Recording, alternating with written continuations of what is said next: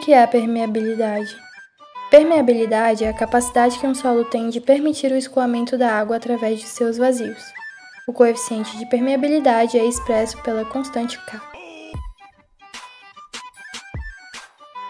Para a confecção do nosso permeâmetro, a gente utilizou primeiramente de um suporte de madeira para apoiar o nosso experimento na vertical, de um pedaço de cano PVC 75 mm de diâmetro, outro pedaço de cano PVC de 100 mm de diâmetro com redução para 75 mm, um pote de vidro transparente, uma mangueira também transparente, algumas abraçadeiras de cano e uns parafusos, só para apoiar mesmo o experimento no suporte de madeira, um suporte para água que excedia durante o experimento, e um tampo de PVC de 75 mm de diâmetro para servir de base. Dando início ao nosso ensaio, a primeira coisa que fizemos foi colocar o nosso solo parcialmente argiloso no nosso permeâmetro, de modo que ele atingisse a altura previamente determinada, que no nosso caso foi de 22,5 cm.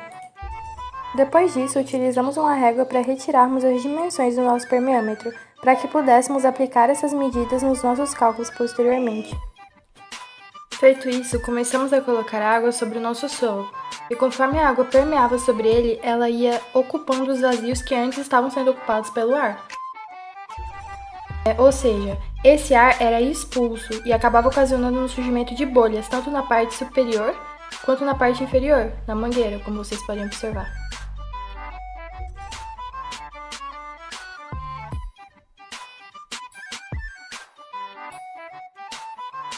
Depois de um tempo, nosso solo estava totalmente saturado, o que é perceptível, já que não havia mais nenhuma bolha na mangueira. É possível ver que a água estava sim permeando no solo, já que ela transbordava ao nível do tampo do pote.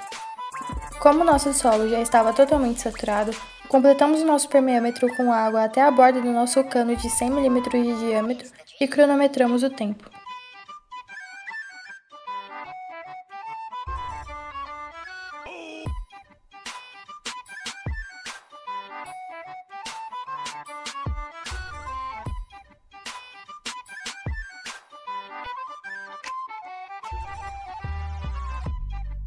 Quando a água escorreu os primeiros 5 centímetros que havíamos determinado como a altura desejada, paramos o cronômetro e finalizamos o experimento.